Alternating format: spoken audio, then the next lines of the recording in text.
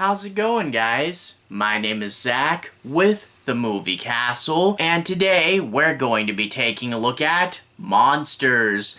This is Season 2, Episode 21, and this one's entitled Refugee. It originally aired May 13th, 1990, directed by Scott Vickrey, and stars Peter White, Judy Geeson, S.A. Griffin, and Phillip Abbot. And this is an episode with a really interesting premise and a pretty good atmosphere. A scientist is escaping Cold War Russia, and the spy has to get her out. They're in a safe house trying to stay under the radar, and that's where we get some, really good, cold, and dystopian moments.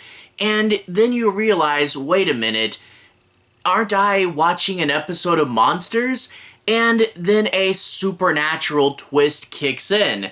She's not exactly wanted by just the Russians, and it becomes this really interesting, there are a few sections that remind me a little bit of John Constantine, and I think it's really cool. It's an interesting genre mix with a bit of atmosphere, and I really liked it. It's a serious episode. It's clever. Towards the end, there's a few fun special effects with, this hand. Yeah, it's a fun episode. It's not perfect, though. When they get to the safe house, it's this awkward jump to you're going on a mission, and then suddenly you just have the girl and you're at the safe house already. Yeah, this is a Monsters budget, so we can't really do too much. I would love to see them run around Russia and try to sneak past people and try to, pass off their papers or something. And then when you get to the magical stuff at the end, I would love to see a bunch more. But that being said, we can only do so much. And the sooner we can get to the safe house and turn this into essentially a bottle episode, the better. We do have his apartment at the beginning, but it still is, despite the fact that it's limited, it really does set up the picture of this world and the atmosphere. I would love if they were able to do more with it. This is, I think, if they ever did a remake of Monsters, a good candidate for a remake, because with as much budget as they pour into TV nowadays, can you imagine what all you could do with this concept? So yeah, runtime and budget do kill this one a little bit, but I love the atmosphere, I love the idea, and it has a pretty solid ending as well. So overall, this is a cool episode. Maybe not the top of the batch, but definitely one worth watching, and I thought it was pretty fun. I guess in order to analyze it further, let's take a little bit of a look at the plot. I'll be avoiding the end bits and I'll be avoiding major spoilers, but let's break down and analyze a few things, so let's dive in a little deeper. We open up with this spy. He's an older guy. He's gruff and cynical because of all his years on the field, and he's almost ready to retire, and since he's older, they've given him a desk job to fill out those last few years before he can retire. He's off the field, and there's no way he's ever going back on, right? Well, as we look around his apartment, we can see that he's taken up a hobby, and that is the occult.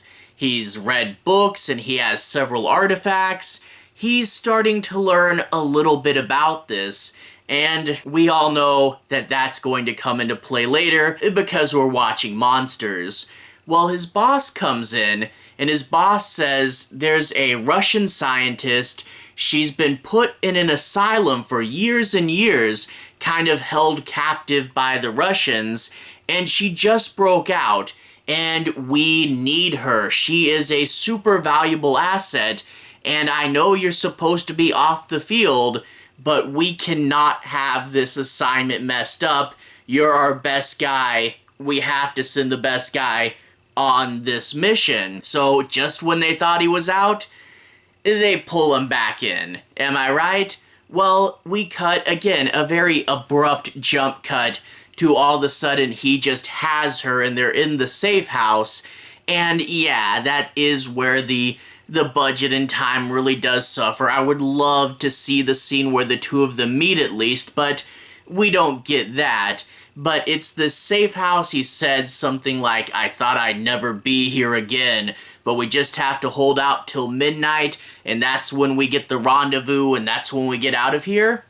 And the two start to talk, and we find out that being put in the asylum as a form of imprisonment was not really good for her. She likes to think that things are optimistic and we're gonna get out of here, but she says that when she was in the asylum, she wanted to die every single day, and they wouldn't even let her die. So, yeah, grim and excruciating torture, but she's out now. Surely everything will be okay. Well, after a little while, there's a knock on the door, and it seems like the game is up. They're about to get taken away, but he can handle a few Russians, right? Well, that's when the girl drops a bomb on him. They're not Russians. You see, there was absolutely no way that she could get out of that asylum. It was foolproof.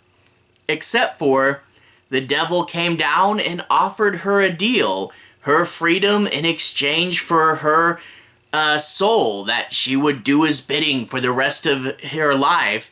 And yeah, you have to see just how desperate she was to take a deal like that. And now some demons have come to collect, dressed in classic hat and trench coat as well, just to fit the atmosphere. Well, this is a change in the game, but the spy said he would do whatever he could to complete his mission to get her out of there, and wouldn't you know it, he just happened to be studying the occult. But he's at an interesting place where he said he didn't believe it was real, he thought it was just an interesting little hobby, but now he has to actually use it to fight demons. So he's got the knowledge, but not the experience. And I will say, it's a fun little battle, but when I got towards the end, and I'm trying to talk without major spoilers, it was going in a way that I thought was fairly predictable, and I thought, okay, this is fine.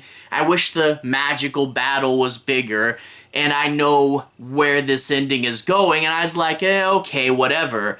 But then I realized we weren't done yet. We had a few minutes left, and there was one final scene. And I won't say what happens in this final scene, but it really does add something to the episode, and I feel really does save the ending. It ends it at this cool emotional point that honestly you can't help but think what would happen from here. So overall, again, the time and budget did hurt this episode. I would love to see more of the escape and see more of the magic. There is some fun effects, as I said earlier.